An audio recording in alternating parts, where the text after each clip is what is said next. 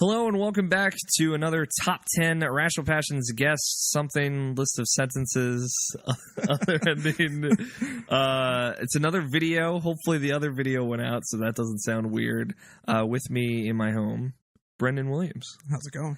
You might not know Brendan. You might not have ever seen his face, but he did a lot. He's done a lot of the video. I think I was in the game of the year one. You were. I think I was in that one. The BioShock Last of Us. The classic. BioShock versus Last of Us. That was actually a good video. Yeah, that was. I was really good. Proud of that video. Yeah, that was a fun one. It took me a very long time to do, as you know. Yeah, like 7 different cameras, 12 different people. It seems like. I think right now we have the one episode of Buddy System up, and I saw like 2. Yeah, you finished another one. Did I show that to you yet? You haven't. Oh, all right. Here we I will are. send that to you. To be fair, I am in grad school and working, and I've got a lot of stuff to do. Yeah, so we're things slip. We're both busy people, but We are. you have like definitely been the progenitor of video content for the YouTube channel. Like when you started doing that, that's when I started like coming back into it. So now I love your Let's Plays. So well, I'm glad you started doing that again. Yeah, I definitely love doing them. So this is going to be out in January, which I don't think I told you before we started. No, this. I knew that. I think I knew that. So this is your top 10 list. For people who don't know, that's where you were from. You were you're an old hat to Irrational Passions of the 2013 era. Yeah, the golden age. You know what I call it. That's not really not. Is it? Yeah, that's totally what I call it. The golden age of Irrational Passions, when we had like all the great articles and stuff. And you've also written a whole bunch of great stuff for the website. Write a few things for with the writing team. So we're going to go through your top 10 games. Yeah. Do you have 10? I did get to 10. I forced myself to get to 10 because I didn't play a lot this year. Like I said, I'm really, really busy. Mm-hmm. And my gaming time is severely decreased. So I played a lot of old stuff. Mm-hmm. Like I played a ton of Smash Brothers and Mario Kart, and busted out. I played through Uncharted, I think twice. I think I played through every Uncharted game twice this year. God, jeez. You got the Nathan Drake collection. Yeah, so we'll get there. So I have honorable mentions. Okay. I assumed no remasters counted. So they do count, but that's fine. Okay, well I didn't count it. Your list. So I said Uncharted collection. I put as an honorable mention because I got that, and I was kind of like, I'm just getting this to have it, and I busted out one, and I like really had played through them like probably 3 months like prior to this, and I was like, I'm not gonna play through these, and I started playing through one, and the trophies started popping, and I was like, you're like, fuck, I have to do all 3. I'm back, and I started playing through them all, and then I just kept going through, and like, God, two is so good, and I love 2, and I love it every time. But like 2 felt new this time. It really did. Like I don't know why. I played on Crushing, which I haven't done in a while. Okay, so I went back to like playing on the hardest difficulty. So it just felt like I'm playing this game again for the first time. 3 on Crushing, not as much fun. Nope, did not enjoy 3 on Crushing at all. Nope, very frustrated, and I still think there was something wonky with the shooting controls. Do you think it's the dead zone thing that they were talking about, or I don't, like, because I didn't notice it in the initial 3 release. But I noticed it this time, and because I went in and I was like, "Where's that alternate aim setting?" And it said it was on, but it was off. It definitely didn't feel like 2. I was like, "There's something off." Yeah, 3 definitely feels off. Yeah, and then so I'm gonna add on to that. I got the beta. Yeah. Which I don't know if you played. I played a very little bit. It feels so Is it good? It felt so good. That felt leaps and bounds above the other games. That's awesome. So I'm very, very excited. So March can't come fast enough. No, You're just dying on the inside. I got that collector's edition, and people are like, "Why'd you get that?" I'm like, I don't know, because I really don't like. I don't like having those statues. Like that's just not my thing. What's the 4 come with? It comes with a statue of Nathan Drake, which I'm probably going to just have there. Like I thought the ring necklace was cool. Yeah, I have that, but I don't. Not from 3. I bought it after the fact. Okay, like, because I saw it and I was like, yes. I have worn that multiple times, and people will be like, what is that? And I'm like, it just means greatness from small beginnings. It's cool motto. I never say what it's from. I'm just like, I just like that motto. Since we're on video, hold on, keep talking. But yeah, so it comes with the statue. It comes with a steelbook alternate cover, which looks okay. I'm not like super excited about that. It comes with an art book, which I am excited about. And I do have this. Oh, look at that! That's awesome. This is just for video people. Yeah, that is for the audio people. This is the Wayfinder from Birth by Sleep. So I have Terrace. Right? Oh, this is Terrace. That's right. Orange. So Yes. I have Terra's. That's fucking awesome. Nabishin has Vens, and our friend Justin has Aquas. That is incredible. He got them for all of us. That's really cool. That's insanely cool. Yeah. I wish I could put Kingdom Hearts on this list, but that didn't come out. Once a year, every year, That dude. didn't Come come on. out this year. I think I played through that this year too, though. I'm sure I did. Kingdom Hearts. I think I. It came out in December last year. Yeah, so I think I went through Birth by Sleep. That's why I'm like, because I like reflecting. I was like, I know I played old stuff or whatever. But yeah, I played through Birth by Sleep and all of Final Mix, and I played the hell out of Final Mix too. Yep. Did you do everything in it? Because I did. Almost. I did not do. I'm 2 trophies away from I didn't do the platinum. organization fights yet. That's a nightmare. Yeah, just because That's my own personal hell. I was like, well, I know I got to level up for this, and I was busy, so I was like, you were watching live when I beat Terra. Yeah, I remember you were one of like the 5 people. So like that video, you can watch me suffer through that. Yeah. So yeah, that was yeah. So I played through, and I love Birth by Sleep. I love Birth by Sleep. So I was so happy. It was so much better on PS. Yeah, it was. I was so happy to have an excuse to go back to that, and finally play the extra episode, and then Final Mix, like, because you know, I don't like 2. Yeah, but Final Mix.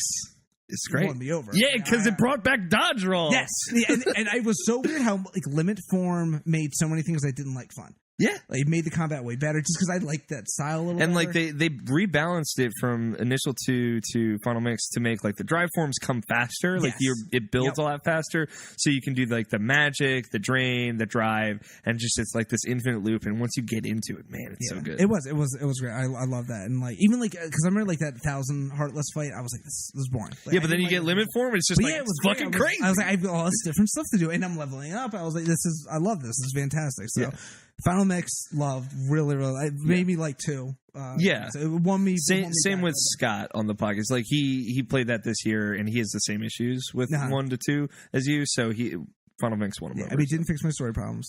I liked the additional things, but it didn't fix my story problems. With Dream drop distance, man. Never forget. Yeah, I mean, I gave up on Kingdom Hearts stories at this point. Like because Birth by Sleep almost. You said I can spoil things, right? Yeah. I'm gonna spoil Birth by Sleep. So but like, I remember playing through Birth by Sleep the first time, and I was like, "It's back! It's back!" This is because I played. This is it. First. I was like, "It's good. This is awesome. Dark story. This is so fantastic." And I like all this. I thought I was sure Ven was Sora's brother. I was positive. I don't know why I was positive, but I like in my mind I was like, well, that's why they look like. That's why the nobody and all this stuff. And I was like, this all makes sense. And then I'm going through Terra, and I'm like, Terra's gonna turn. He looks like Ansem. Like this is happening. But you get the Xehanort. Like there's the Xehanort, and I'm like, I know what's gonna happen because in Xehanort, whatever Xehanort was there, but before I knew about Terranort, whatever Xehanort existed in 2 when they introduced that character, stole Ansem's name. And I was like, Terra's going to steal Xehanort's name. And Terra's just going to be bad. No, so wrong. And he gets possessed, and it's really Xehanort in Terra's body, and Terra's like still a guy. I was like, fuck you, game. And then I played through the rest of it, and I was like, I played through the rest of it, and I thought it couldn't get worse. I was really disappointed after that. I was like, at least it's fun to play, and it is. Birth by Sleep is so much fun. But like Aqua's story is great. Aqua's story is fine. There's the end part of Aqua's story is good, but like the campaign part of it, it's a little. It doesn't have as much drama as the other 2 do, but it also doesn't have a resolution until you play through all the other ones. Yeah. But I didn't think it get any worse. And then they added time travel. And then well, no, in Birth by Sleep when just in Birth by Sleep. Ben goes to sleep in Sora's fucking heart, just cause. Yeah, like. Come on, man. And that's why Sora is the Keyblade. Like they went from the first game, it was like this Excalibur like weapon where it was like you're chosen, like you are special. There's a reason you have it. And now everyone fucking has it. And Riku should have had it, but you have someone's heart. But he earned it. He didn't fucking earn it. He just has a good. By the end of it, he earned it. Yeah. Okay. Whatever. Really? Because then we go back to Dream Drop Distance. It's like, no, you suck. You failed the fucking test. Like, why don't you go play with your stuffed animal friends again? Because I don't know what the hell. I forget what the things were called. Dream Eaters. Yeah, those things. God, I do not like Dream Drop Distance. They're all gonna bring it back in 3. Don't worry, Brendan. And like Dream Drop Distance again, it's Kingdom Hearts. It's I still enjoy it, but like God, like that game, that was a tough game to get through. I liked the Riku stuff, but then there's time travel in there, and I kind of didn't like the combat much. Like the enemies were hard to fight. This is supposed to be a top 10, and I've like gone on. Every time we talk, this is it always comes back to this. It really does. Anyway, we'll save this for our buddy system. Yes, I'm gonna try and go past. So Mega Man Legacy Collection is another honorable mention. Okay. Well, actually, that's my number 10. Okay, we're starting it. We're in the list. It's right because there were some cheats on 10 because I had to get new games in there. I'm gonna change my honorable mention. Okay. Life is Strange is my honorable mention right now. Oh, okay. It was on my top 10. It was number 9 because I really liked it, but I didn't finish it. Oh, that's why I don't feel comfortable giving it a. You need to finish. I Where'd you get to? It. I only got through the second episode. Oh man! And I didn't have. Brendan, you have so much. I know. I see, and that's the thing. I have over half the game I haven't played through, so I don't feel comfortable. Yeah, that's fair. Calling it. I will say, but I really liked what I played. You have a lot to look forward. I'm sure, and it was because the dialogue is not good in that game. I'm gonna go the right thing. The dialogue was not good from what I played, but I just I don't know what it is. It's got a charm to it. Right, it's there's the tone and it knows what it is, and I like how it builds. Unlike Walking Dead, which I feel tries to build a community, but there are a lot of decisions that don't matter in that game. Where you're this person's gonna they die no matter what. And then you go and look it up and it's no, they're dead. Okay, that's great. But I like that there are little decisions I can make in Life is Strange that don't necessarily affect the overall They don't have story, consequences maybe. but kind of have this little side story. There's I think there's one girl, I guess this is a spoiler, but I think there was one girl that's pregnant or thinks she's a pregnancy Yeah, she's got a pregnancy scare. And you can give her different things to say, and you can go down that path and it comes back later. And I was that's cool. I feel I'm becoming friends with, and that's I think the thing you can become friends with anyone in that game. Yeah, it's just you just gotta try. You can be no, fuck you, I don't care. But if you want to win them over because you can rewind time, you have that ability, and that's I love that they play into that and it opens up new dialogue options. Yeah, and I'm I would so do that if I could the ability to time. I'm going to be friends with everyone. That is exactly what I would do. So so that's my honorable mention. What happens in the end of episode 2, it goes more in that very serious tone direction, but it does it really well. Okay, so. I'm excited to finish it. I probably will over the break. And Metal Gear Solid I want to throw out there too because I haven't had a chance to play that in depth. But I loved what I was playing so far, and I don't like I don't like stealth games. And I'm not a huge open world fan either, but something about it was cool. I didn't play a lot of that. It is not what I would necessarily as a traditional open world game. No, it's not. But just even I'm not a big fan of go do this random stuff. No, just please tell me a story. That's what I want. I want to be total story. But we'll get to. There's another one on here. My last honorable mention is going to be Super Smash Brothers, which I played the most this year because the DLC was so good. Yeah, the DLC. Have you played the cloud stuff? Yeah, absolutely. So I don't know about you, but there was just a moment where I was just playing it and the fucking Final Fantasy VII boss music's happening. I don't know. I forget what your relationship with 7 is. That's shoot Sims. Okay, Cloud's my guy. If they could have gotten any random character, that's the one I wanted. Yeah, right. It was I think maybe Sora. I was gonna say Sora's literally the only one else was. But the Cloud makes more sense. Yeah, so I get it. Yeah, and Cloud's it's just fucking crazier. Sora is a little too believable. Cloud unbelievable. How is this happening? And I was just sitting there. The boss music's playing, and I'm doing Omni Slash on Mario in a Midgar stage, and Ifrit's in the background. I'm what the fuck is that? It's amazing. It's so good. I was actually in New York during the final direct when they announced that he was available and all this stuff. And I was, because I know you're a Jennifer Lawrence fan. Yeah. I was doing a Seth Meyers show. I was in attendance when she was on there. So, big deal. Awesome. Seeing Jennifer Lawrence in person. Yeah. But I'm sitting there can I get home? Cloud is at home. Cloud's on Smash Brothers right now. It was a big day for me. I was I'm going to go home. I'm in Jennifer Lawrence's room where I'm breathing her air. She's there in front of me. And I get to go home and see Cloud. Yeah. Then the next day Star Wars came out. So this was a big week for me. It was a solid week. But yeah, Cloud, and he plays really well. Yeah. It's really fun. I like that they put all the different costumes in there. They even had the one without the sleeve. And I love that they play his music overrides the traditional credit or the result screen or whatever. Yeah. I was this is this is so good. It's I saw a picture on Facebook. It's just it's Cloud, Mega Man, Pac-Man, Ryu, right? 8-person Smash. It's can we all just take a moment to think about how fake this would look 3 years ago? Ryu was such a bombshell. I had no idea. Ryu was a great drop. I mean, I don't know about you, but I thought Mewtwo was it.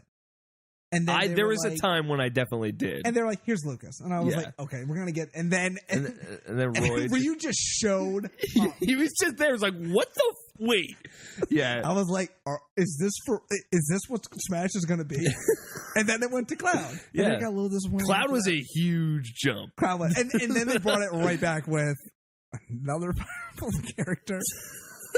Bayonetta. And you know what? Bayonetta is fine. Bayonetta's a great choice. Because I didn't play those games, but I get it. Like, it was a Wii U exclusive. Really, really cool. And it's a game that has a Nintendo connection. It's popular. Yeah. And it's a niche, like, hardcore, like, appealing. And they're going to make a really cool character out of it. Right. And, like, I like, any other time, I would have been like, that's awesome. Yeah. But the last one, I got Cloud. It's like, that's such a hard act. Like, the only thing I can honestly think of that would have topped that, because I wanted Isaac from Golden Sun. That was the guy I was looking for, but no one else was freaking Isaac. Yeah, the only thing they could he's an assist trophy. He's off in the fucking. And he was gone, and I was like, I bet he's going to be a character. Nope, completely wrong. He's just gone. Forget about Isaac. The only thing I think they could have done to top Cloud would have been Banjo-Kazooie. Yeah, that would have been bonkers. That would have been the it. Yeah, that's it.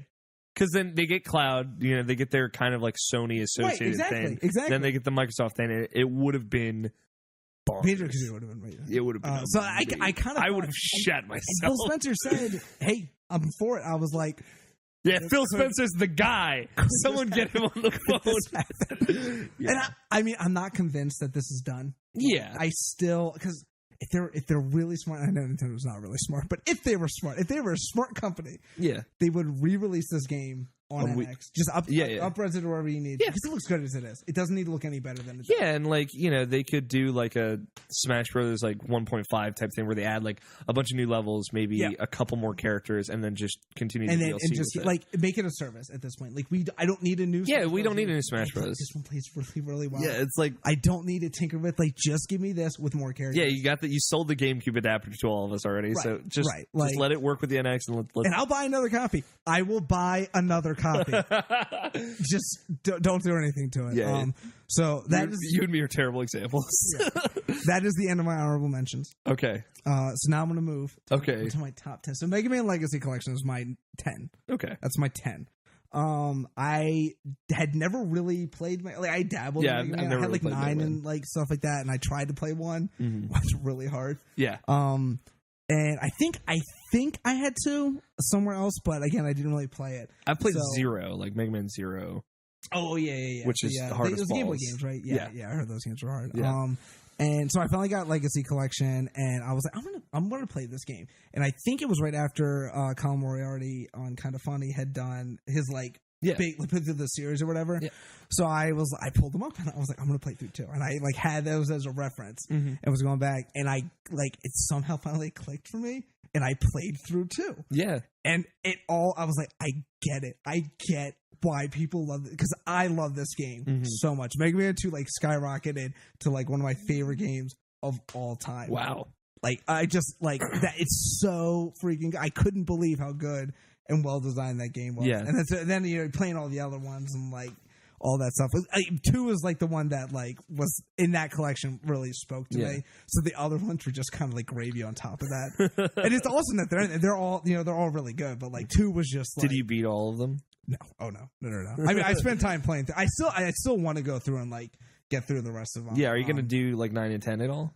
I have 9 and 10. I'd like to get through them, but I'm gonna try and go through 6, the first 6 first, and then I got kind of far 9, so I probably could beat that one, but 1 is the one that's giving me the most trouble right now. 1 I have a hard time getting through. Yeah, I mean that's cool.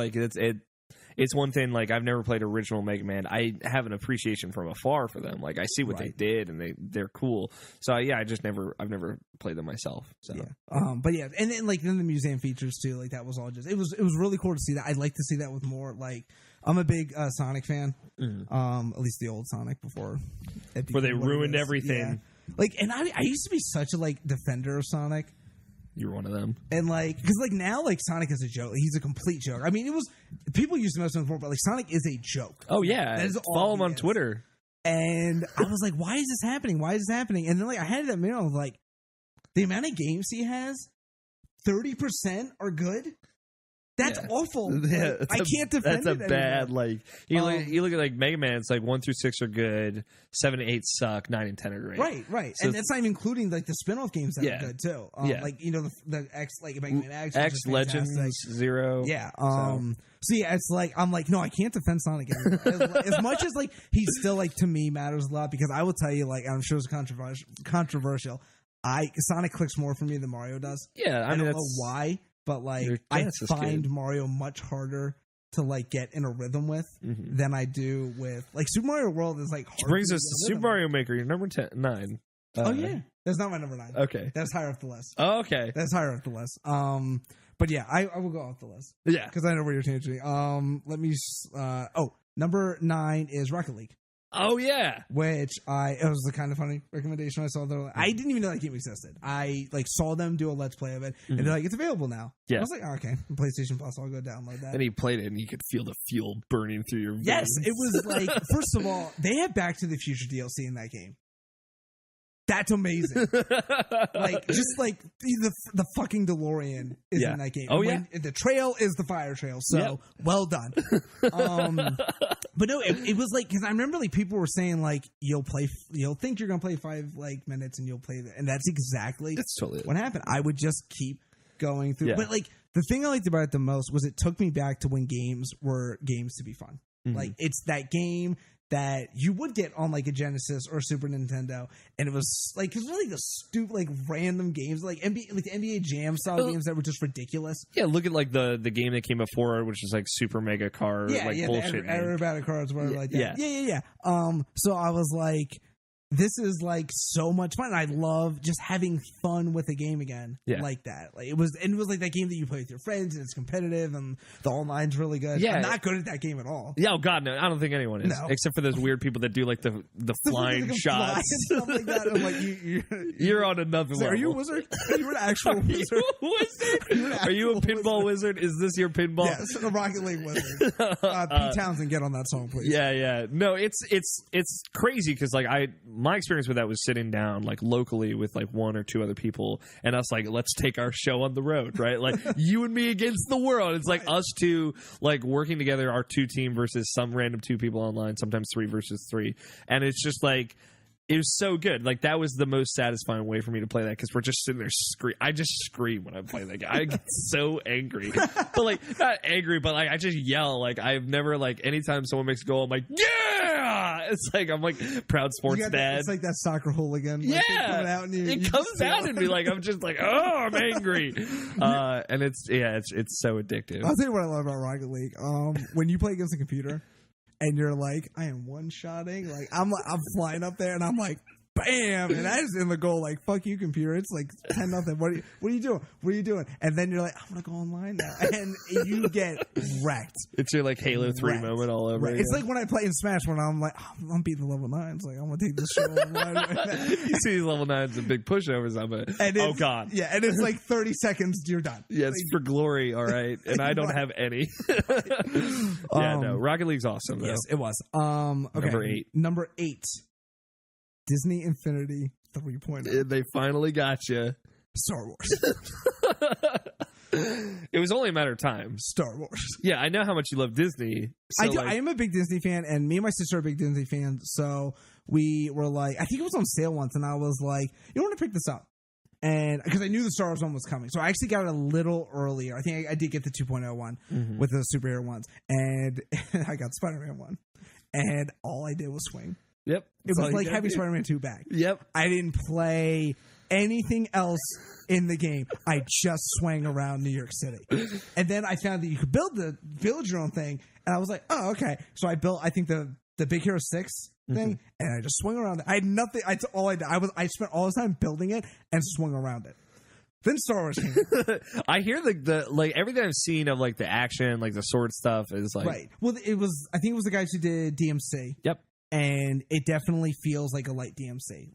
But it has that DMC thing of like you have to like wait to attack again. Like you're waiting for that thing. So that's all in there, and it's really, really good. Yeah. Like, me and my friend played through a little bit of it together. We played through the I got both the Star Wars sets at least, but we were playing through the Clone Wars one, which I actually like.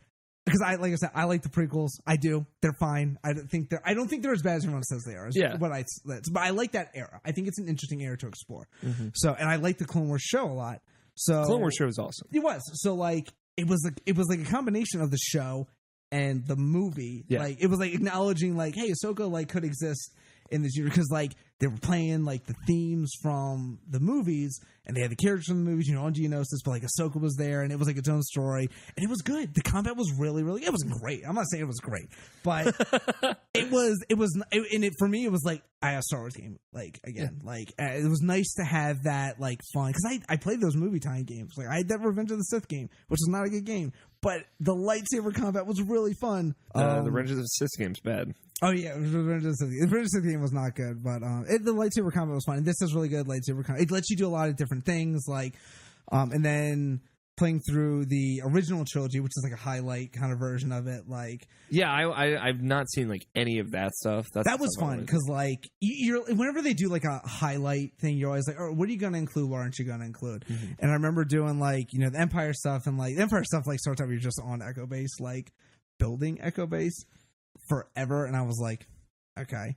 And then they do the Hoth thing, and you're like, oh, all right, here we go. I'm taking out the AT-ATs. Like, awesome. This is pretty fun and everything. Mm-hmm. And I was like, well, this is probably the Hoth mission. Like, we're probably done with Empire. This is probably all it for Empire. And then you fly up, and I'm like, it'd be great if they did the asteroid field. And then they did the asteroid field. Yes! Like, oh, yeah. And it was really good. That's such a great part of Empire. They did it well. The one thing I will say, for some reason, they won't let you invert the controls. For the flight. Oh, that's or maybe up. It is inverted, and I don't. They won't let you change it. I know that, and it didn't click with me, so it was very, very hard for me to get a handle on that stuff. Okay. But like they do that, and then like the Endor one was the same thing where I'm like, okay, I'm probably just gonna fight Darth Vader, blah, blah, and then you do the Death Star run, and like you blow up the second. I mean, you blow up the first one too, but who cares? You can blow up 2 Death Stars. Right. It was cool to get all that stuff in there, and then Force Awakens has come out. Since we're recording this, and they released one for that. Oh, so really excited to go through. That's right, because they were giving away at PSX. They were giving away the Kylo Ren like card. Oh, okay. That. So like, and they were displaying what his figure is going to look like. That is the one problem I have with Disney Infinity. I don't want the figures at all. I really, really wish there was a way that I don't even care if it costs me more. I probably would just get the. I don't want the figures. Yeah. It's the same. Like I just don't want them. And like I'm the guy that has to have all the Star Wars figures. So I have. Almost all the Clone Wars. I have Obi-Wan, Anakin, Ahsoka, Leia, Han, Darth Vader, Luke, Kanan, and Ezra from Rebels, who don't even have a playset, but I like those characters, and I wanted to play as them. But I have all these figures sitting around that I don't need. Yeah, I even bought the Tron one because I was like, because you need it. Disney Infinity 3 has Tron and has light cycles. Oh fuck! And I can make a light cycle game in there, so that is also awesome. So they really got you in for everything. They did. I was like, this is like, because I want a lightsaber game really bad. I know they just announced that they're. Are you gonna get Lego Dimensions because it got Back to the Future in it? No, I'm not gonna get Lego Dimensions. Although I really want Back to the Future. I know you do, but no, I can't. Disney buy Back to the Future. I can only do one of those dumb games because I mean I'm gonna be honest, they're dumb. It's ridiculous. Like it's a total marketing. I assume you haven't bought into Amiibo, so I have actually. I bought it. I did, and then I got the hell out. And I'll tell you the moment when I got out. I was looking for, I think, Sonic one. Yeah, that's right. We talked about. And there was a dude walking around there who was looking for it too. And I will be honest, he was, an interesting looking guy. Yeah. He was an older guy, and he was like, have you seen a guy around here? I was like, oh no, it was the day I wanted to buy my 3DS actually. That's what I was waiting around for. And he was like, well, I want to buy this Amiibo. It's $1 more than it is everyone else. And I was like, I'm out. Like, this is the line. This is like, I can't do this anymore. And it was like, I was like checking for this shit, and I was like, I'm like wasting my time. Like what? Because I don't do shit with them. Yeah. Like I was at the point where I was buying a few that I was like, I might want that. Let me just say 2 words to you real quick. Cloud Amiibo. Oh, I'm getting that. I'm getting that. But that I don't mind having as a, like, because I love Cloud. I will put that on my desk proudly. Mm-hmm. I have Sonic on my desk because I do love Sonic. I have Mega Man because of Mega Man. I want to get Mega Man. That's the one. And I got Toon Link because I love Link. Yeah. And the regular Link one I bought, which was a mistake because it looks terrible. Yeah, it's bad. Weird. It was just bad. Yeah. And I bought the Ike one, which was. It might pay off now with the Fire Emblem like connection. I don't know. This is a great game. I love Ike, but it's just like I'm not going to display this. If this is how my display thing comes out. If I ever go in my room, okay, would I feel comfortable explaining what that is when they ask? What is that? I mean, like Ike was a no. Ike was a no. Ike was a no. I was like, no, I can't explain that one. Yeah. Mega Man, Sonic, these are the things people know. Well, even like I have a little, I'd be like, yeah, it's like, oh, what's that? I was like, it's a game I really like, but I can't like defend that. You can't defend Ike. I'm like, oh, he looks cool. Have you heard of Fire Emblem? Are you familiar with strategy games? It's a turn-based strategy game. It's like rock, paper, scissors. It's fantasy. Let me tell you about spears versus axes, motherfucker. Right. That's right. What about number 7? Number 7 is Splatoon. Okay. Which I just picked up recently, so I haven't gone like heavy into Splatoon. I've been playing since it came out. Yeah. But I'm really enjoying it. You know what it kind of reminds me of? I actually like the single player more, I think, than I do the multiplayer. But it kind of reminds me a little bit of Super Mario Sunshine. Mm-hmm. It has that spraying mechanic. It has the aesthetic as well. It totally does. But like the single player missions kind of play on that, like, that spraying, like you're spraying ink now instead of getting rid of ink, but you're still like marking your kind of territory stuff. Yeah. So and I like Sunshine for the most part. Yeah. Like so it was cool to have that back, and it's got that weird goofy art style. And they do interesting things like in the single player levels, where like you're swimming through and you have to make these like crazy jumps, and like the enemies you have to fight. It's that classic. That sounds cool. Like the movement stuff is stuff that definitely you take a little for granted in the multiplayer because like it's just so inherent, right? Yeah. So like I imagine like a level focused in on that would be really cool. Yeah. So and then the multiplayer, I haven't played enough of the multiplayer to get like into the ranked stuff. I don't love that it's on rotation. That kind of bothers me. That it's like these are the 2 maps you can play right now. I was like, really? Like, why can't you just rotate? Like, actually, you know what? I don't like that you can't pick maps, and like that seems to be a thing now in multiplayer games. It's weird, yeah. Mario Kart also has terrible map selection. I don't know if you ever play that game online, but they that where you just vote for one of 2, right? And it seems to only come up with DLC tracks. Like I've like some tracks like I've never seen on there, and I always play that Dragon one over and over and over again. That's rough. So I'm not a big fan of how they're like, these are the 2 maps you're playing for this hour, and then they keep interrupting. I don't know how much you've played, but like I played a little bit online. They keep interrupting you. Like those 2 girls that host that show, will be like, hey, like here's the like. And they go through their shtick every time. And it's the same shtick. Like, I know what they're going to say. Yeah. I don't know why they need to have that in there. It's just kind of intrusive. Yeah, if you could skip it would be fine, but yeah. And I understand, like, they need to, like, hey, Splatfest is going on. These are the maps. This is what you need to know. Yeah, and I like Splatfest. It's a cool idea. I like that, like, it's a community, like, driven thing. Yeah. And I like the idea of, like, it's really team-based. It is really, really team-based. You are not out there getting kills. Like, and in fact, getting kills means nothing. It is all about, like, spraying your turf and like covering your ground. So you really need to play as a team. And if you get people that suck, you're fucked. Yeah. So I had a lot of that today when I was playing earlier today. Yeah, it is like it can be frustrating for that same thing where you're like, well, like I'm done. Yeah, this doesn't matter anymore. Yeah. But I enjoy Splatoon. It's a cool. I like that it's a new, Nintendo IP. Yeah. That's the thing it doesn't get enough credit for. Is like, no, like this is a new IP. They're going to be making more Splatoon. Right, and it seems like it's pretty successful. I think it sold pretty well. So plenty of people play it. Right. So I'm like, all right, cool. Like at least we got one. Like at least there's one bright spot, I guess, out of the train wreck that was the Wii U. But yeah. Yeah, so Splatoon was my awesome. Number 7. What about number 6? Number 6 is Super Mario Maker. There we go. Okay. I expected it to be in the top 5, but that's okay. Yeah, I know. Your games aren't that weird so far. I'm gonna let you know. Okay, well, I'm glad. I mean, what's going to be weird is when you get to because my top 10 is not going to match anyone else because I didn't play any of those games. Yeah. But yeah, Super Mario Maker. The one thing everyone talks about the changing and all that stuff. I love the discovery.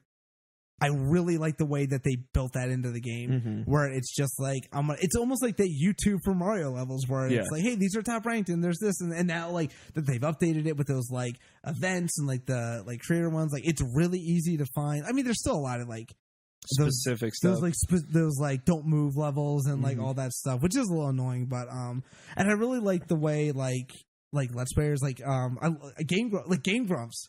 The way they did it. Yeah, the way they did it. Like Giant Bomb and Patrick Clever from Kotaku. What they've done has been like incredible. Right. And it was I think what really brought me in was I just liked people like, hey, come play my level, like, or the way the IGN guys were all like making shit levels for each other and like all that stuff. And like I love it. It's like, hey, you can go play this. Because me and my friend were watching Game Grumps struggle through one of Ross's levels. Yeah. for like, I don't know, it wasn't the one that like took them forever, but it was like a 5-episode one or something like that. And I was like, pause that.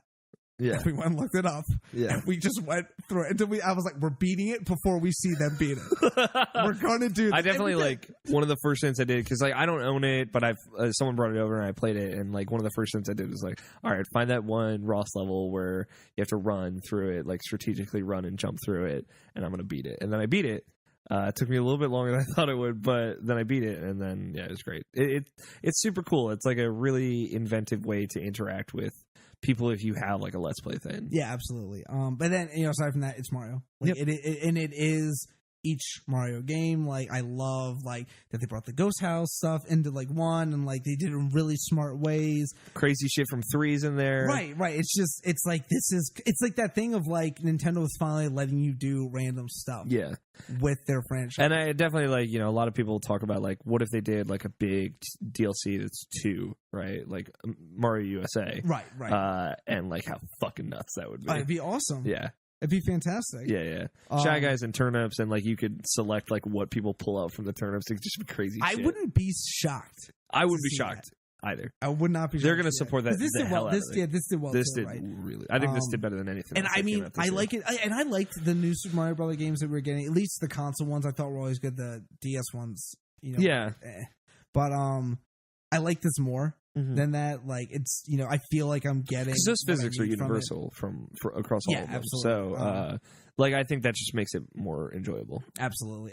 So yeah. So it's just great to have Mario like around like that. That you can just go, here's that well, like, and that's like a big thing for me too. Where when I'm busy like I am right now, is going and playing like a few levels. Like that was how I got through. I remember one semester of college, I had Sonic 2 up on my virtual console.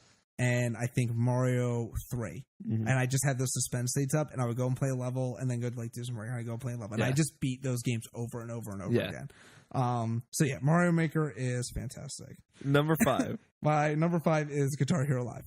Oh, okay. That is a surprise. Yeah. And because I was not expecting it to be good. Yeah, I mean, like, a lot of people weren't. I was like...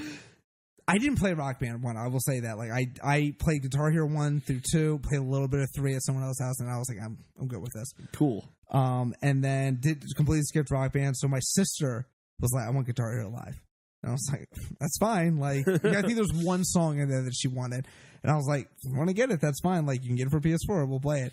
And like, yeah, that's stupid. Like, are you playing with the live band? They're gonna react to you and all this stuff. And I'm like, okay, that full motion videos always worked so well for all the games. But it kind of sometimes it really has, and it works really well with Guitar Hero Live, because I'm getting up there, and like the one thing is like the songs you don't know are still fun to play. Yeah, and they are the set lists are arranged really well. So when you do a set, it feels good. Yeah, and when you're doing well and the like band's reacting to it, it feels good. Yeah. It's like, yes, I want to do another song.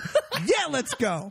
I'm all over that. That's awesome. And like, I love the change in the guitar, because it feels so much more like playing guitar. Yeah, because you make like more chord-like shapes. Absolutely. And that, like, the other reason too, like, why I was like, I'm done with this, is because I got Rocksmith. Like, I play guitar, and when I got Rocksmith, I was like, this is my guitar game, because I'm learning how to play the real song, and I can really do it, and it feels right to me. But like, Guitar Hero Live is that arcadey high score, like chasing thing, and but now it just feels a little closer. And to it's like, because I would do moves where I'm like, that's like, because like my sister doesn't do that, because she doesn't know that. But like when you can slide your finger and stuff, I'm like, that's a guitar move like that you wouldn't pick up on.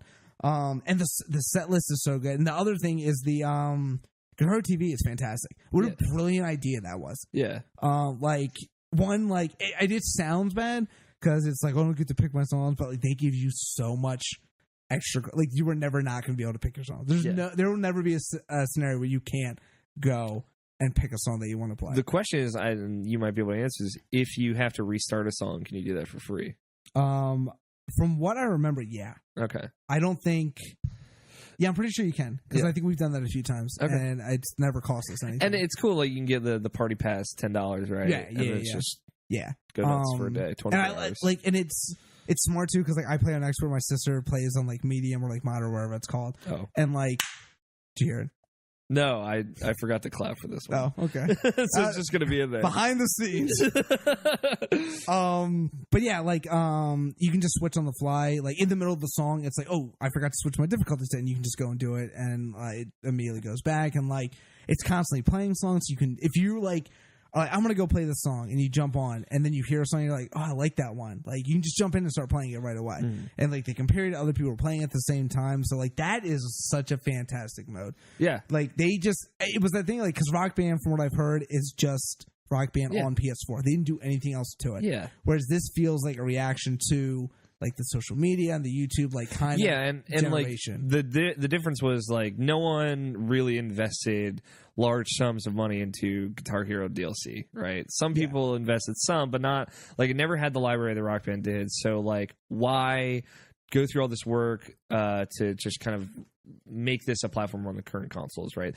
Guitar Hero never needed to do that. So their idea of like, hey, let's just do a subscription model where you can play like whatever, and we're not going to fuck the old library. All that money's dead in the ground, but now you can like subscribe to this and you can just play the songs like on this network. Whereas like, Rock Band came at it from like, if you put hundreds of dollars into this network, like now you can bring that library over. And so, like, two different purposes, both make sense. I think just Guitar Hero is inherently more exciting because it's different. Right, exactly. And, like, that's good. And plus, the new controller, everything I've heard about it seems really good. Yeah, it was just, like, it was such a surprise. I was surprised at how much fun I had with it. Like, and I know, like, I'm sure, like, it wouldn't be on anyone's top list, but I'm such a music guy. Like, and there's good music in here. Like, there's a band called Gaslight Anthem. I don't know if anyone has ever heard of them, but, like, they are, like, one of my favorite bands. And there's, like, 4 songs, I think, from them in there, and that's fantastic. Like that, I can play these songs I love, and it's just great. Get Bruce Springsteen in there, though. Also, work on it. Also, Rock Band and Rocksmith, get Bruce Springsteen in your games. I'm tired of not having it. It doesn't make sense. Get on that. What about number 4? All right, number 4 is Batman Arkham City. Arkham City. Oh, no. Arkham Knight. Okay. Arkham Knight. I forgot that was the title of that game. Because that was a stupid... We should spoil, right? Yeah. What a dumb decision that was. And I know it was my number 4. Why am I starting on negative? That was stupid. Under the Red Hood. Did you just call it Under the Red Hood? Arkham Under the Red Hood. Well, they had to keep the Arkham theme going. I get it, but it's just... Don't say it's a different character. Like, say you're doing something different. And they did different stuff in this game. Yeah, they did. They did different stuff in this game. Like, the Joker relationship was fantastic. Oh, excellent. That was the real surprise. Yes, it was like such a surprise. The fucking out of nowhere, like completely not surprising at all, Red Hood stuff. Like, that wasn't the surprise. The Arkham Knight wasn't the surprise. It was like you get out of the Aces factory and this Joker, and it's just like he's present throughout.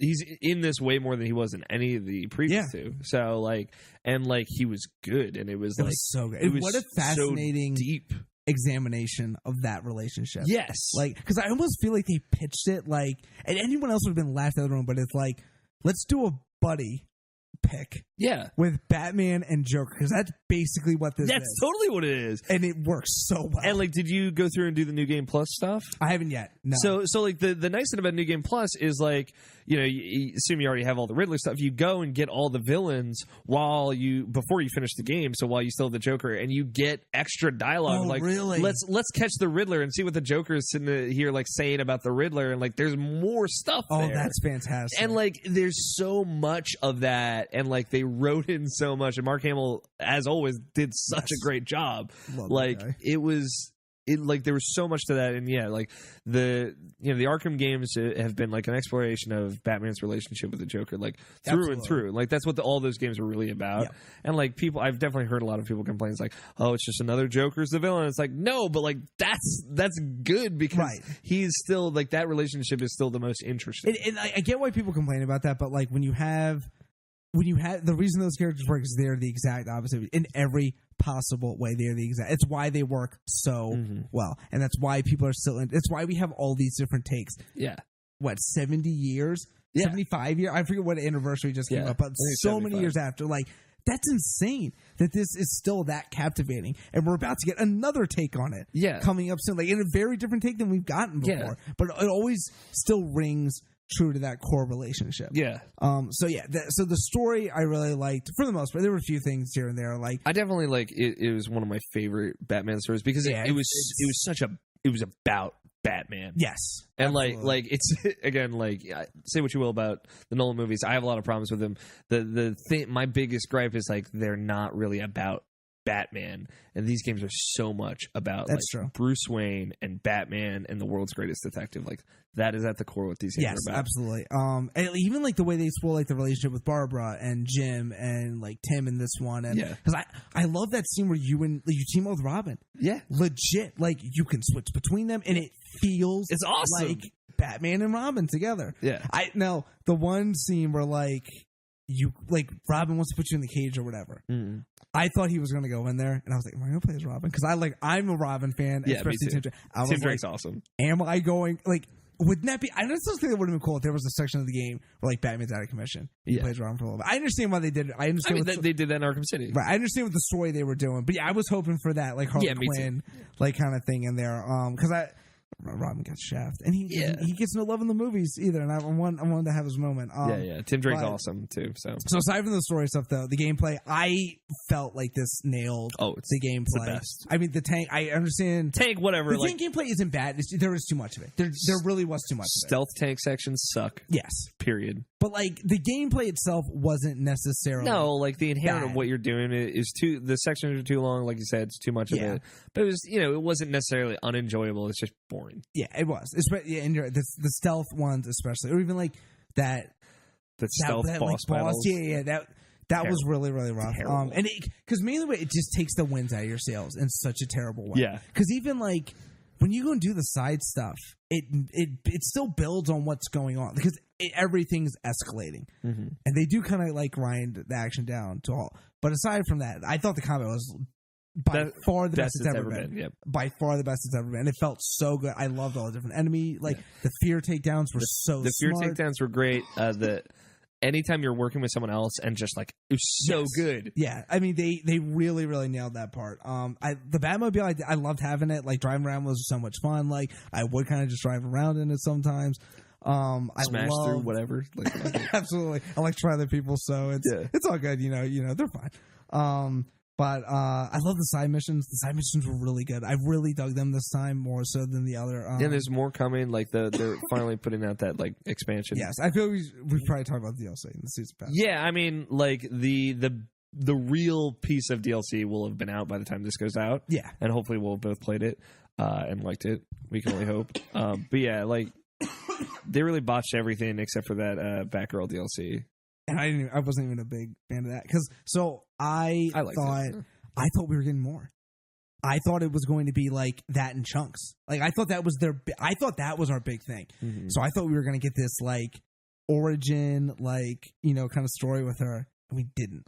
And just the one thing. And like, granted, I know that's my expectations, but like, how cool would it have been to have like a 3-part story with Babs? Oh, totally, yeah. Like I just think that would have been really cool. And I don't know. I mean, the other ones were all kind of just like the Robin one I did. It was fine.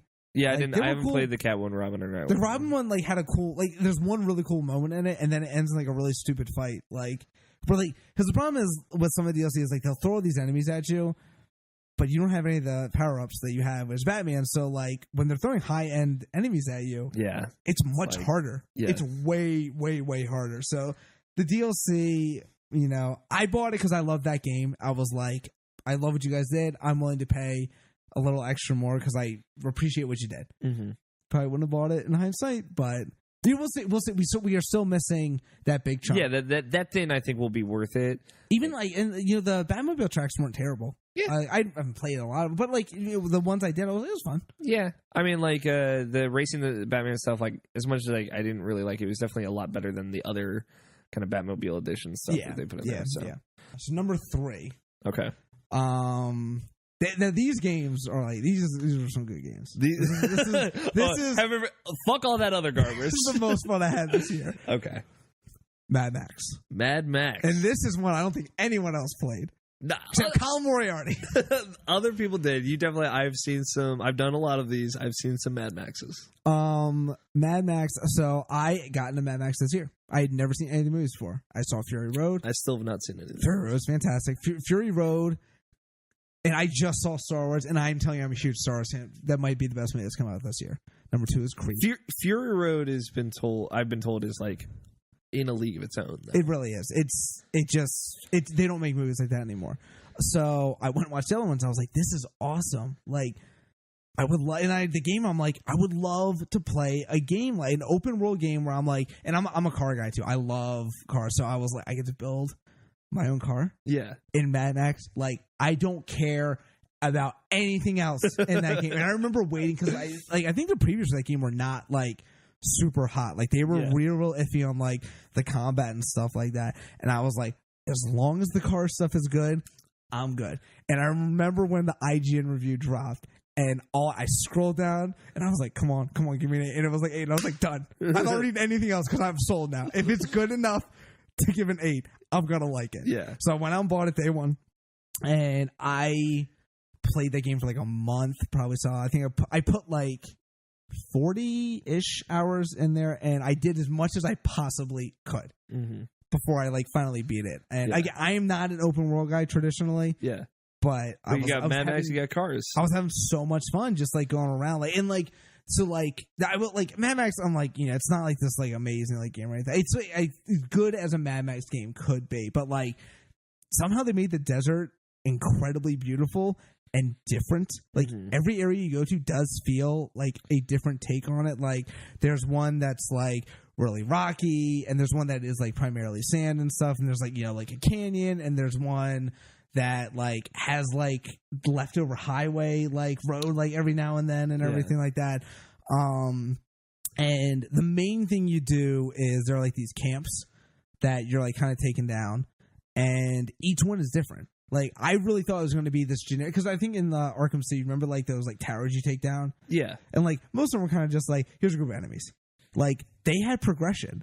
Like, there were secret ways to get in, and each one had a different entrance, and like, or like 3, or you start at the bottom, you had to go to the top, and like sometimes you were blowing stuff up, and sometimes you're doing this, and like sometimes you were going like, it was a top level camp, and then you end up like in the bottom, like this oil well, like way down the bottom, and like you would start off where you're like, it's going to be easy, and then like an hour later, you're like finally beating it, and each one was very different like that. And you would run into like different enemies in there that like sometimes there were boss like characters in there, like, oh, like okay, fuck, like there's a real fight going on here, and like you have to manage your resources like for real, like your water, your food, like all that stuff, and like they don't hand out health upgrades and everything. So like if you're not prepared for shit coming up, like you might be screwed. Are like, there guns in that game? You have a shotgun. I don't think anyone.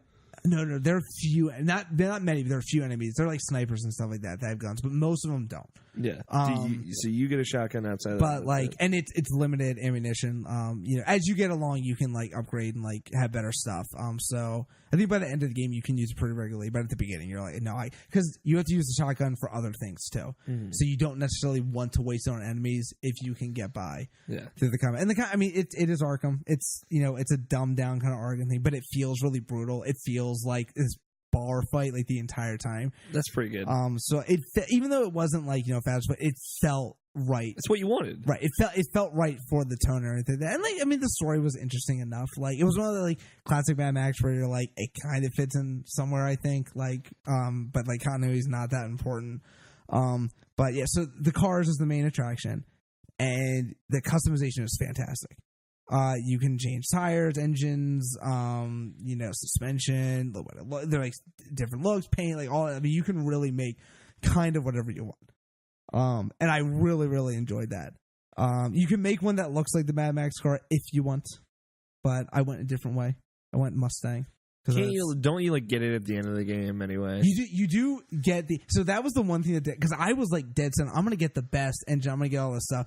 Then they give you the interceptor when you beat the game, and they give you like Max's like classic jacket and like all that stuff, and it's like, well, I don't feel like doing the other stuff because you gave me what I want. Like, I'm good now, and I don't think I necessarily play through it again. Like, there's really not a new game plus, except for you get to keep that stuff.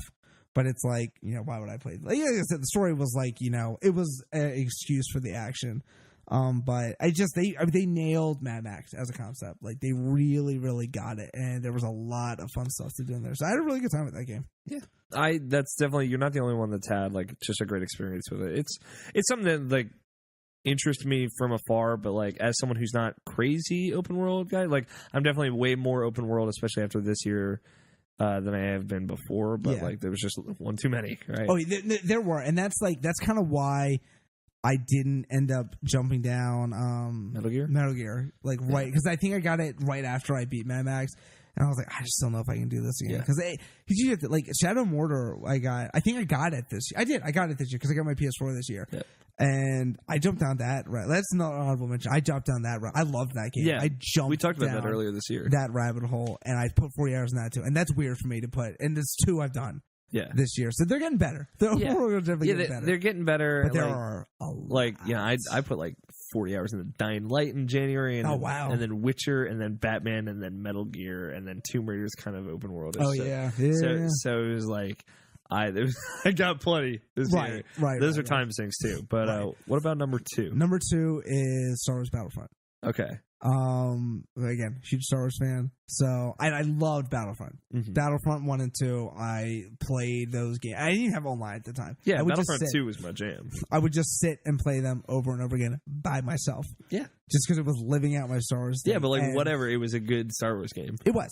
And it felt, and it was, you're living out your like fantasy or whatever, but like, oh my God. Holy shit. Oh my God. This is the best looking Star Wars, and it captures the feel of Star Wars better than any game ever has. Yeah.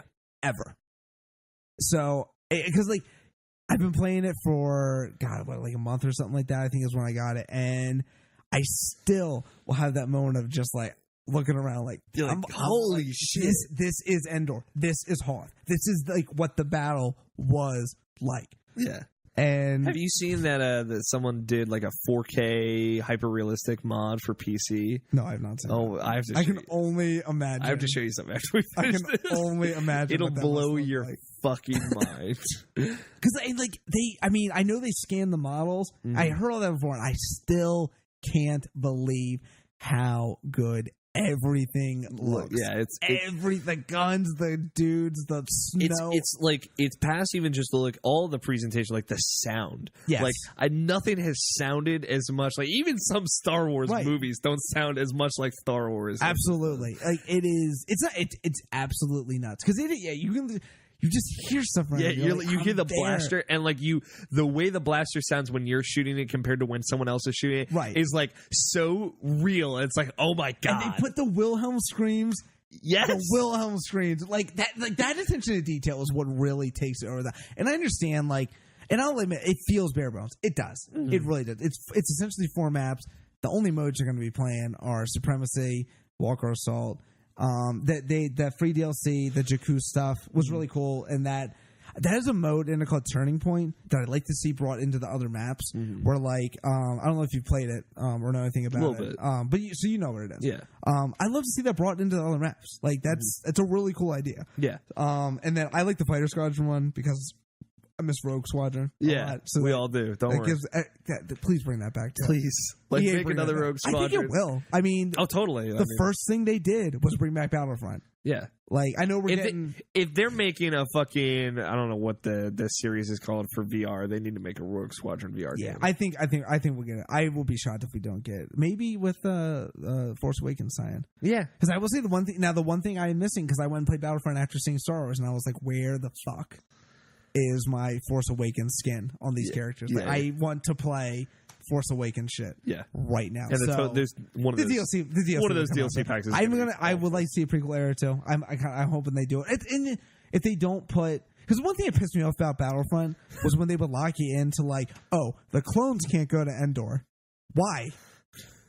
That's stupid. That's what I want to do. I want to do that. I wanted the Empire to fight the droids. Mm-hmm. Why couldn't I do that? Yeah. They need to open that up. They need to let it go. Let it go fucking bonkers. If Luke can fight Darth Vader on Hoth. In the wrong clothes. If Return of the Jedi Luke can fight fucking Empire Darth Vader on Hoth. Yes. Then we can have the Empire fight the droids. Or the Emperor can do anything at all except for not sit in a chair. Yeah, right. I mean, they need to make that. But so the game, and I'm not good at shooters, So I like that this is, kind of like everyone says like shooter dumbed down. Like I like that. I'm good enough to have fun playing the game. Yeah. And feel like I'm doing something because that's a team-based game. That's a huge Splatoon.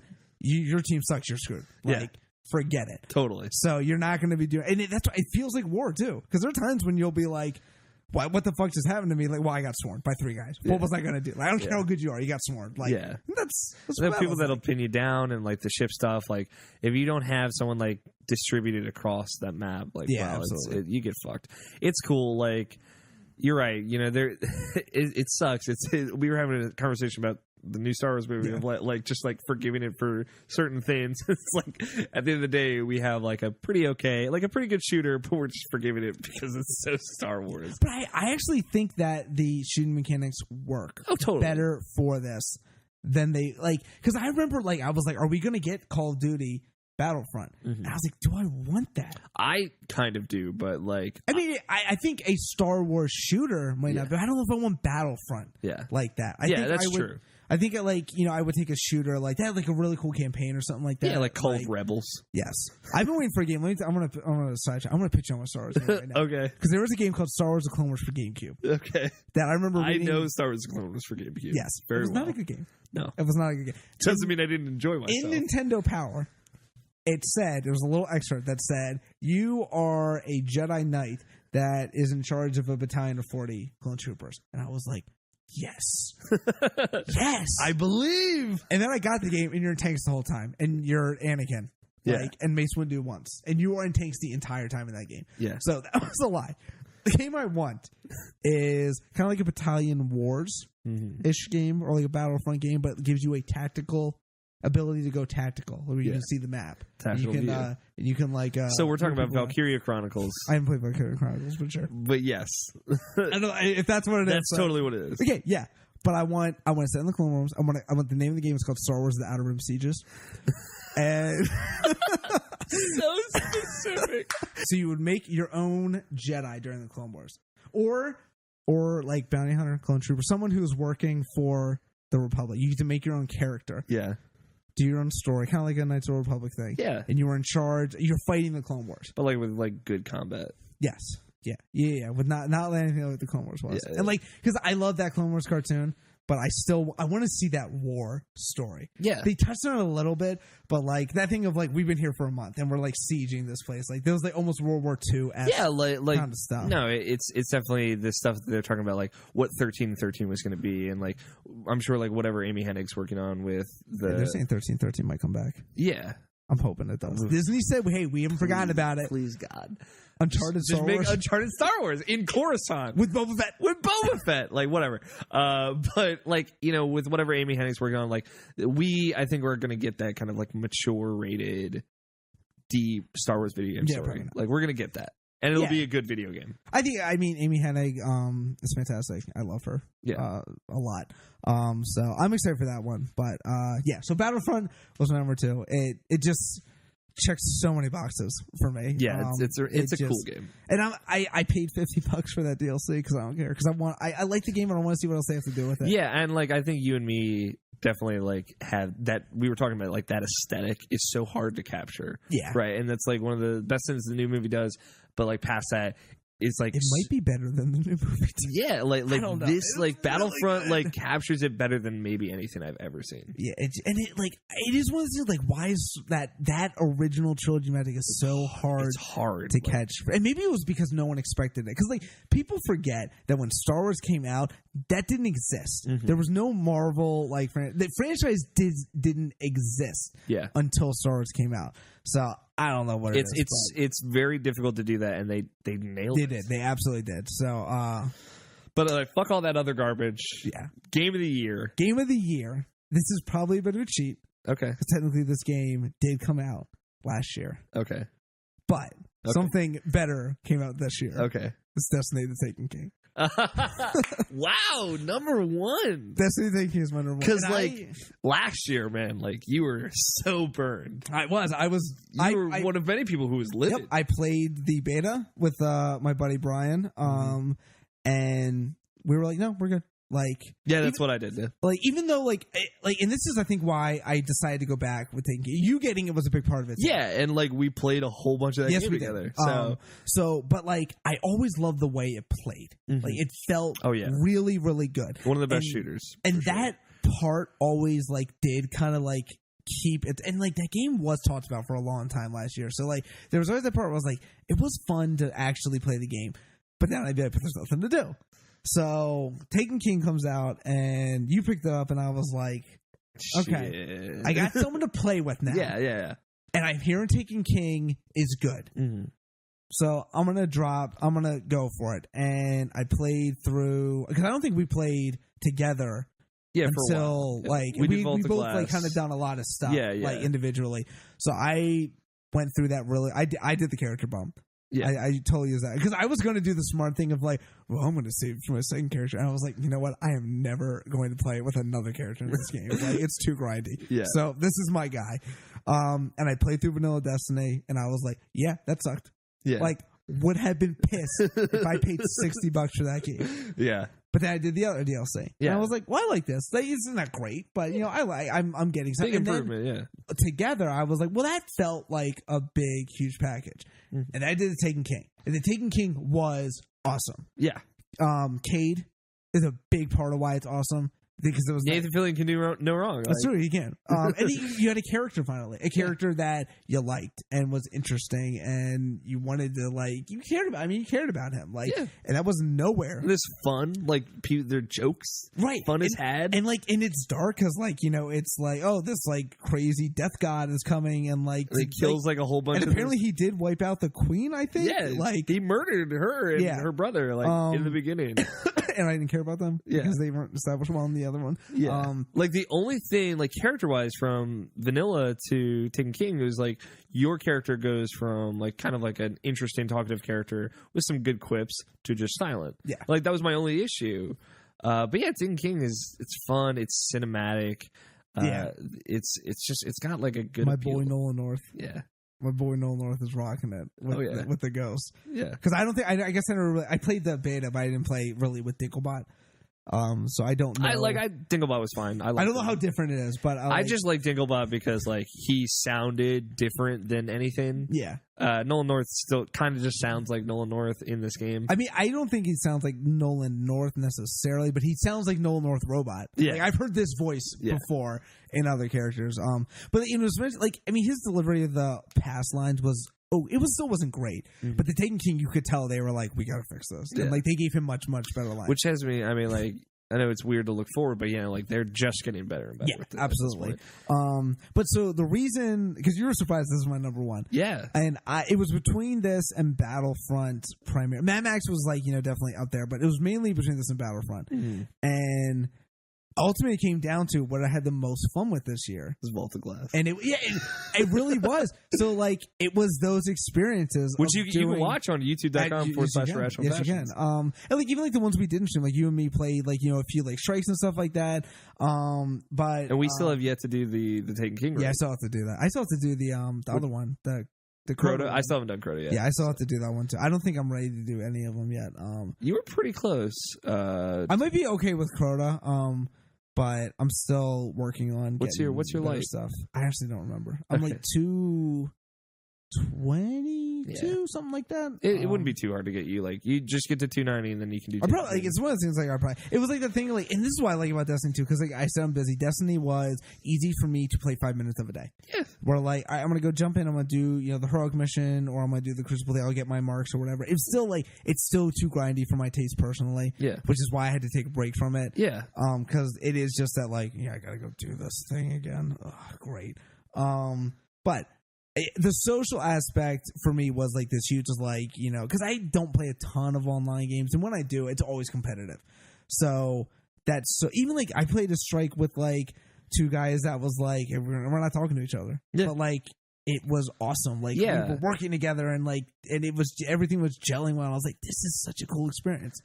And it was like Vault of Glass was like it's still seriously one of my favorite, absolutely, if not my favorite cooperative experience. Yep. Because we had our crew, like we just a bunch of chuckle fucks Yep. together. Like we were having a great time, like cracking jokes, you know, like fucking cleanse me, like the whole thing, right, like shooting the Gorgons in the face. Yeah, shoot the Gorgons in the face, like you know, regardless of like when we got stuck, and it was like 6 hours straight, like and it was like fun and awesome, and like we were figuring stuff out. It was like a party almost. Yeah, it really was almost like a party. We were having a party, and like it was the first time, like, you know, when everything clicked at the end, right? Because like Vault of Glass is cool because it combines all the mechanics of the raid leading up to it. Same with Taken King, but in a completely different mechanics, which is why I think you'll also really like that. It was just like when we all realized like, oh, this is where I need to be, this is what I need to do, and like we were just working together and it wasn't we were working together because we knew we had to do something. It was because we had worked with each other enough that it just worked. Yeah. Right. Like we just worked as a team. It was the first time like when I finished something, we beat that boss. It was like when we killed the Hydra thing on the first try, like the second time through. It was like, man, like I'm excited. That was the one that felt the best. Yeah. Like not honestly beating I can't remember what the name of the real boss is. I think we beat that fucking thing on the first try. That felt so It felt so good. And it was the first time I'm like, I'm happy for us. Like, yes. Yeah, we did it. Like, we earned this. And it was just a great feeling. And it was just like, like going through it was like a party. We were just it was. around. It really was. And like, even like going back, like, because like I was exhausted that first one we did. Yeah. But that was so much fun. Yeah. Like, I think I went back and watched that. Yeah. Because I wanted to remember some of the things that were said. Because I was like, God, like so many ridiculous things we were happened just so stupid during that. Like I feel like Jacob was like waiting for food. Like the whole time. That's right. He's like anytime there was a break, he's like, let me go check my food. It's like, no, it's still not here. Yeah. Like just and that's like ultimately like, you know, when I think my game of the year, it's what I had the most fun with. Yeah. And that's what I had the most fun with. Yeah, like that. And it was like the lesser of the two good raids. And it was like, you know, this thing from last year, but it was like something where we finally got everybody together, and it was just, it worked. It was fun. And yeah, like that's definitely one of my favorite experiences. Why Destiny is like on my list as well. Yeah. It's a great game that gives great experiences. And like, I think we finally like they finally made the Destiny that they wanted to make. Yeah. Yeah. It did feel kind of like what that promise of what it was supposed to be finally coming to fruition. I mean, it's still not perfect. Yeah. But I mean, it's getting there. There's something like to be said about a game that is still that relevant this late after its release. Because, God, like Mad Max, I kind of forgot about Mad Max until I was looking through what games I played this year. Yeah. And that was my number 3. Yeah. And I still kind of forgot about it because we just move on so quickly now. Yeah. I mean, Tomb Raider, like, kind of feels like this blip that just came and went. And for there, the game's like fantastic. And we're like, whatever, you know, here's the next new thing that's come out a week later. Yeah. And I just don't feel like we spend enough time like, so like Destiny being able to stay around, like I'm like, that means something. Yeah. Like that clearly means something. Yeah. There's something here. So I'm glad I tried it out finally. Yeah. I'm glad that, you know, we had that experience too. Absolutely. For sure. So that's good. That's a really good pick. Yeah. It is a surprise. So what were you expecting? I had no idea. Like I thought Battlefront was going to be shooting for number 1. So it was close. It was so close. It was so close. But Battlefront I played by myself. Yeah, I had fun with it. But you know, it's different. It's not as much fun as I had with Destiny. Yeah, that was so much fun. It was. So looking forward. Outside of Uncharted 4, because for people who don't know, you're like the biggest Uncharted fan I know. I will say my little pitch, like it looks really, really good and it plays really well. I'm so excited with how it plays. And it looks like from what we've seen so far, like the story beats. I love that scene with Sam. Yeah, because that was exactly what I wanted. Like this kind of feels like what I wanted a little bit from The Force Awakens, which is just like. Give me what I want. Exactly what I want. This is exactly what I wanted. Right. Just do it. So right. Like they just are nailing it from the tone from what I've seen right now. So yeah, I mean, I'm unbelievably excited for that. I mean, 15, I'm assuming comes out this year. It has to. So I'm very excited for 15. Yeah. I've not liked the Final Fantasy since 7. I am not a huge Final Fantasy fan. 7's really like what was the one that brought me in. I tried a few of the other ones. 6 never clicked with me. And I know everyone says 6 is the best one, but I just have a hard time getting into it at this point. And it's not bad. It's I understand that. Yeah. The time commitment with it. I don't know if I can get into 9. I tried out 2, and it wasn't again. It like didn't like click like super well for me. I hated 12. Actually, I let a friend borrow that, and he was like, "Oh, I hate this too." And he gave it back to me. We were outside somewhere. I was like, "I don't want it back." And he was like, "I don't want it." And I threw it outside and just left it there, like just left it on the ground. And I was like, "Fuck this." My roommate and my brother are the only 2 people I know that love 12, but they love it. They're like upset. Well, it's one or the other. My roommate in college loved it too, and he was playing it, and I was like, okay. And I played like a pretty decent. I don't get why people like 12 though, because 12 is basically, hey, you're doing really well in this area. Like, you're doing really well. You're good. Keep going. And then you go next area and it's like, fuck you. And then you're like, okay, I'll grind for a little bit. It's like, you're good. We were just messing with you. You were like, you're fine. You're fine. You're good. You're doing good against this boss fight. And you go to another area. It's like, we got you again, motherfucker.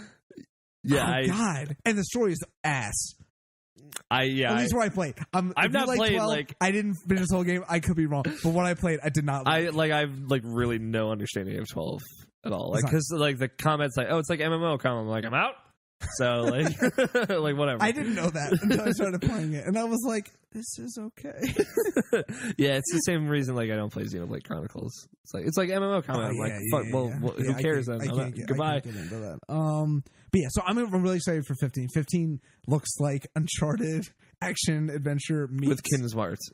Yeah, and I mean, Kingdom Hearts. Like I love Disney and all that stuff, but I play it for the battle system because no one else does it. Yeah, and when Kingdom Hearts. So when they announced the Final Fantasy VII remake had like a Kingdom Hearts battle system, you lose your fucking mind. I don't understand why people are mad about that. So can I talk about that? Can that count on my list of excited for? It might come out. It's episodic now. Who the fuck cares? There are no rules. We like an hour of it in 2016. Yeah, we'll get that opening mission. Whatever, dude. I would lose my mind. I don't understand why people are complaining about the battle system. I don't understand. Well, my thing is like I'm disappointed, right? Because I love the Final Fantasy VII battle system, but like I also love Kingdom Hearts, and arguably I love it a lot more. So like I at the end of the day, I'm like, okay, this is going to be cool and different. Yeah, I mean, and it's just not, I don't get where that game exists.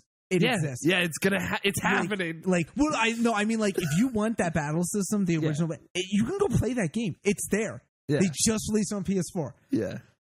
I once when they did that tech demo, I was like, please give me Kingdom Hearts Final Fantasy VII. Yeah. Because it's 2015. Yeah. No one does unless true. You're purposely going old. Could you imagine playing it like 15 and it looks the way it does, and you roll up there and it's like, and it's just like, and the guys are like that. That would be kind of fucking crazy, though. Now, you did it as a joke. That'd be amazing. That'd be really funny. Like a joke battle or something like that. God, you know what? Do that. Square. In 7, put that in one time. Like, have Cloud just rocking. Yeah, it's just like rocking that idle animation like nobody's fucking business. Right. No, I mean, you're right. It's 2015. Like, they need to change it. And it like they could still have like the materia stuff that made 7 cool, but like incorporate that in that active combat stuff. Yeah. And I mean, like I want that game remade up, like top to bottom with the whole game in there. Yeah, but that's not realistic. Like I understand that. I would. It sounds like they are doing that because I just saw like a news story. Yeah, it's I like, think they'll give us open world, like like some stuff breaking out today, but like that they were recording this. But yeah, like it's just like it sounds like they're adding more to it, honestly. And that'd be fantastic. Like I am like when they confirmed the cross-dressing scene, that was kind of my like, okay, the key elements of like they're not going to forget the weird stuff. Yeah, that made up because like 7 did like after Advent Children. I even played Dirge of Cerberus. I like Dirge of Cerberus. Yes, Dirge of Cerberus is not a bad game. It's not bad. Okay, it's not great. It's not great. It's not good. It's like poor man's Devil May Cry. It's I'm like, not bad. I'm okay with it. It's fun. I had a really fun time with it. I enjoyed it for what it is. I absolutely did. So super weird though. It was really weird, but I don't know. But I like that because Advent Children wasn't like weird. It was very like fan servicey. Yeah, very like, straightforward fan service. Yeah, and it was like like did you remember what Cloud was like? And like even like Crisis Core. Like I felt like kind of got Cloud. Like I don't feel like they had forgotten what Cloud was like because Crisis Core definitely had him acting more like what he was like in 7. So and like what we've seen so far, I'm like they seem to have gotten it. Like he looks like a dick. And that's how he is at the beginning of the game. He's a huge asshole. Like the whole, it's like, the hero's journey, right? He goes through really, really big transformation. Absolutely. Like the final act of that game where like, like there's this really great moment where like everybody, spoilers, I guess, everybody like leaves, right? And it's just Cloud and Tifa spending time together, and they don't think anyone's going to come back. Right. Because they know they're about to like basically go on a one-way ticket. Right. Like, when they're like, we got to stop this. And like, they don't think everyone's going to come back, and everyone comes back, and like, there's this moment where Cloud's like, I really value all of you. It's like, that's like such a huge about face. Absolutely. And it's like, that's what makes that game really cool. And again, no one plays the 70 hours they need to get to that. Right. But yeah. So I'm incredibly excited for that. The episode I think sucks. Like, personally, I understand some of the stuff. I've heard some people say that game, like, they're like, oh, the game isn't that big. The game isn't that big. Like, huge. It is. Like, I know, like, it's not the biggest game, but like The Witcher. Like, The Witcher has a lot of the same environments. Like, yeah. Like, and I think people forget, like, Costa del Sol isn't 7. Yeah. There's a ship going to, like, all that stuff has to be built. But like, everything has to be built. Like the world map too. Like, we're adapting a game like from a whole other era that has like a world map. Exactly. Like Witcher 3 isn't a world map. It's like a section of the world, and they always talk about like, hey, this is just a smaller part of a larger world. Right. But Final Fantasy 7 is the whole world, the whole planet, and I would say the same thing if 6, like if they were any older game. They were bigger because the graphics were different. Like, they could do stuff like that. And but if they brought it to scale, absolutely, like, it would be insane. Even Chrono Trigger, which is, I think, a smaller game than all those, I think it'd be daunting. Like 5 open world maps. Yeah, like, absolutely. It's a different thing. It depends. Like, it sounds like they want to bring it to real scale, right? And if that's what they want to do, yes, I think it will be bigger than all these games. Yeah, it'll be really big. And then like even like going like the crater, like building the whole crater. Building the golden saucer and what's underneath the golden saucer, like building all these dungeons, the Temple of the Ancients, like all that stuff, would need to get. There's a lot of work in that. So I understand people saying like it could be done. It could be done. Yeah, like it absolutely can be done. It's not without the realm of possibility. I think I would prefer if they were like, this game's gonna take 5 years. Yeah, and I'd be like, okay, yeah, I'll wait, but fucking make it right. If they do it in 3 chunks, I think I'll be okay. Yeah. It sounds like it wouldn't. I doubt it would be. If it's more than that, I doubt it would be much more. Right. So we'll see. We'll see. They might even go back like on this and be like, you know what? Okay, you don't want that. That's fine. Yeah. I don't think like the thing is Square is a developer not doing so hot right now. Yeah. And I think they know that, and they need to get games. That was my thing. Like, this seems like a direct response to the feedback they've gotten of like, what the fuck is wrong with your studios? Like, why is this taking so long? Why can't you get a game out in less than 10 years? Right. This is a problem. You need to do something about it. And they're like, okay, we're fucking outsourcing to 11 different companies. We're going to get this done as fast as possible. And we want it to live up to a still standard of quality. It's like, this is them directly responding to that feedback. And if they can get it out the door and get it started, then they have to finish it. Like, that's a direct response. So like, this could be a good thing. Yeah, it could. It absolutely could. We just don't know enough yet. Yeah, and so hopefully we're getting 15 this year. I think 15. I'm really excited for 15. I actually like the dude bro road, because that sounds like an American's like summer you know like indie movie or something like that. Right. And it's a Final Fantasy game. Like that's nuts. Like, so that's cool. Hopefully Kingdom Hearts 3 will be out sometime. I believe it looks. I mean, like we've seen enough where I'm like they're making progress. Yeah, they're this game and it looks really good. You could probably play this game. Absolutely. And it doesn't look like, because like the first time we saw it, it kind of like, okay, you're still working on it. Yeah, like the that last. The trailer now is like, no, like this is how the game is going to look. It was so fluid. I mean, the animations were so good. So I'm very, very excited for that. I don't know when that's coming out. Zelda is my 2016 Zelda. Yeah. We'll see if that's a Wii U or what. I know that they're committed to that. I believe it's a Wii U game. I think it'll be both. And I think Tim on Kind of Funny has said this, like, fuck me, put it on NX. I'm kind of in that camp. Yeah. I know that the Wii U was it was a disaster. I bought the Wii U when it came out. I already feel like I've been fucked. I do. What an awful system that was. Great games. I mean, like Mario Kart 8 and Smash Brothers is probably the most time I've spent with games this generation. Mm-hmm. But that system is so bad. I mean, like, just be done with it. I think like it was just a misstep. Like, but like gimmick wise, like the gimmick of that system is a misstep, but like the games there are so good that like I don't regret my decision at all to get it. No, I justify my purchase for it. Yeah, sure. totally. Wind Waker was really fun to play. Twilight Princess HD. We'll talk about that. I thought I'd be excited for that, but I like that game. No, I like that game, but I didn't think it looked that great. Like Wind Waker looked amazing. Yeah, Wind Waker did look. If they gave it like a sheen, like a coat of paint, like because Wind Waker has that new shading engine on top of it that makes all the shadows and stuff look really sharp. If they did that for Twilight Princess, I don't know. Like I'll probably play it.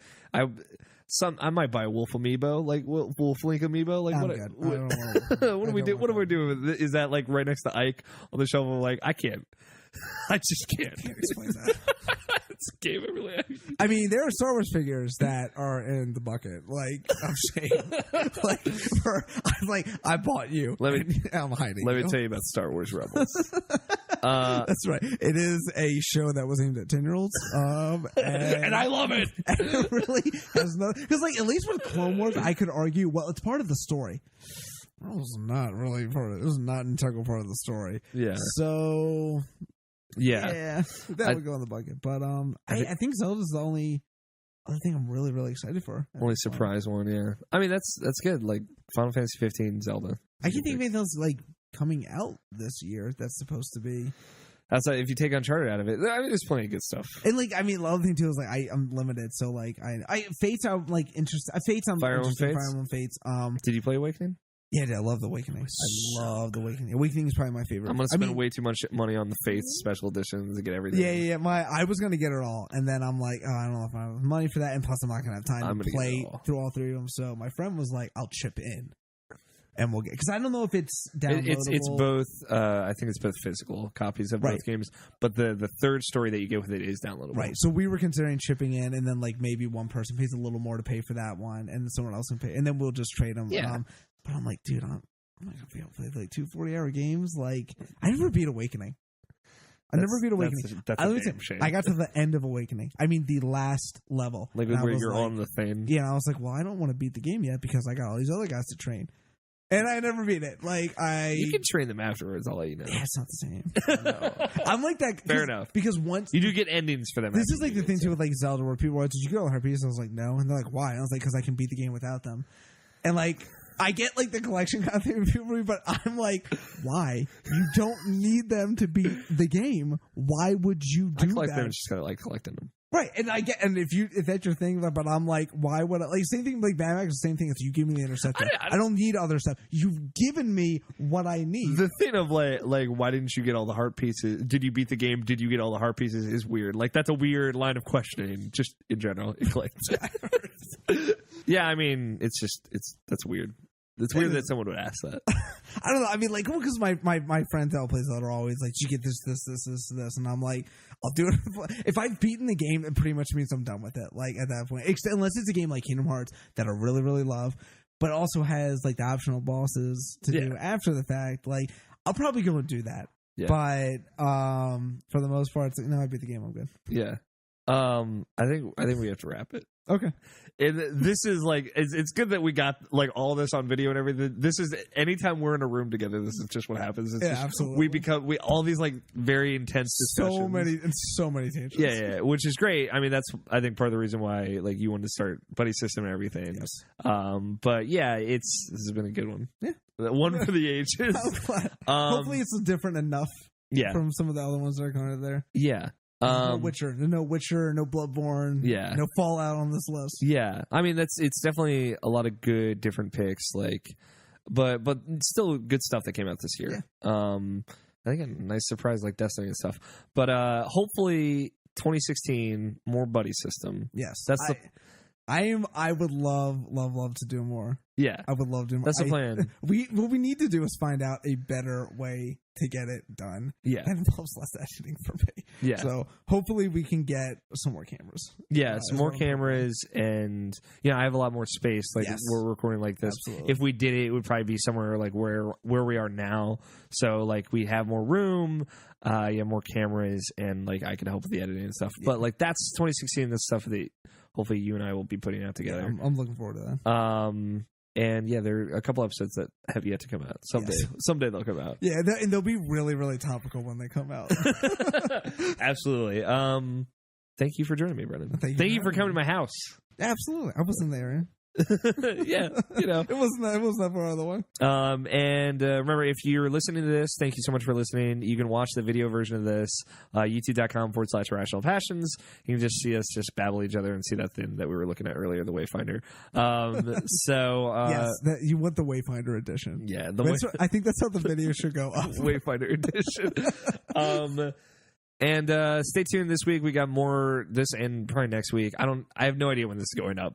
Full spoilers. But like we got more top 10s, special guests. Like I think Greg Miller will probably be out. I did one with him. Nice. There's like a bunch of awesome guests and stuff coming out. So look forward to those. And then the Irrational Passions 5-part Game of the Year episode will be out soon. So subscribe, irrationalpassions.com, everything else, YouTube. So thanks so much for watching and or listening, and stay tuned for more top 10s. Peace. That's it. All right. All the clapping, all the video syncs. That's right.